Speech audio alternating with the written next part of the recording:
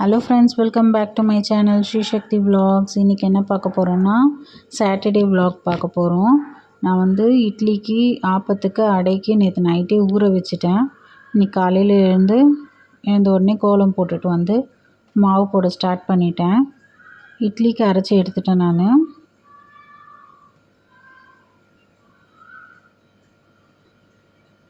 நேற்று நைட்டே ஊற வச்சதுனால காலையிலே அரைச்சிட்டு அதை அப்படியே புளிக்க வச்சுட்டு நைட்டு தான் எடுத்து உள்ளே வைப்பேன். நல்லா அப்போ தான் இட்லி புசு புசுன்னு சாஃப்டாக இருக்கும்.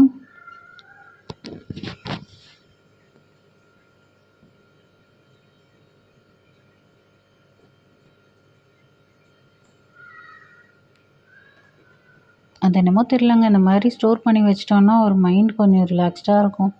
இன்றைக்கி மார்னிங் பொங்கல் அண்ட் சாம்பார் பண்ணேன் டிஃபனுக்கு. அதுக்கப்புறமா எல்லாம் செஞ்சு முடித்த உடனே பிரேக்ஃபாஸ்ட் முடித்த உடனே மாவு போடுற வேலை பாதி முடிஞ்சிருச்சு. சரி, அதான் கொஞ்சம் க்ளீன் பண்ணிடலாம் அப்படின்ட்டு க்ளீன் பண்ணி துடைச்சிட்டு பாத்திரம்லாம் கொஞ்சம் விழுந்துருந்துச்சு. பிரேக்ஃபாஸ்ட் பண்ணது, பால் காஃபி போட்டது, இதெல்லாம் மாவு போட்டது, இதெல்லாம் வாஷ் பண்ணணும். இப்போது எல்லா பாட்டிலையும் வாஷ் பண்ணிவிட்டு தண்ணி பிடிச்சி ஃப்ரிட்ஜில் ஸ்டோர் பண்ணுறதெல்லாம் பண்ணிவிட்டு அதுக்கப்புறமா தான் வாஷ் பண்ண போகிறேன். தண்ணியெல்லாம் பிடிச்சி இப்போ ஃப்ரிட்ஜில் வச்சுட்டேன். இப்போது பாத்திரம் தேய்க்க போகிறேன். அது என்னமோ தெரியலங்க, நம்ம எவ்வளோ தான் தேய்ச்சாலும் பாத்திரம் மட்டும் எப்படி ஷிங்கில் வந்துகிட்டே இருக்கும்னு தெரியல. உங்கள் வீட்டில் எப்படின்னு நீங்களும் சொல்லுங்கள் கமெண்ட்டில்.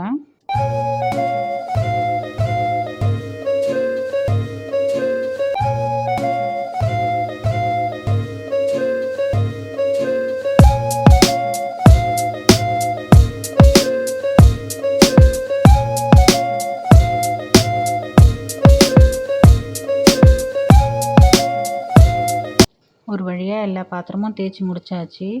தேய்ச்சி முடிச்சுட்டு எல்லாம் வாஷ் பண்ணியாச்சு, ஷிங்க்கு மேடை எல்லாத்தையும்.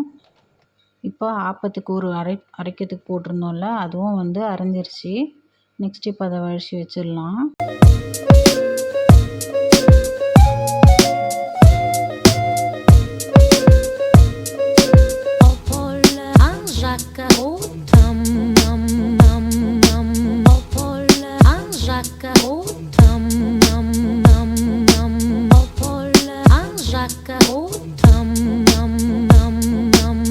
இந்த மாவு வேலை முடிஞ்சோன்னே இந்த கிரைண்டர் கழுவுற வேலைக்கு பாருங்கள், அதுதான் இருக்கிறதுலே பெரிய டாஸ்க்குங்க.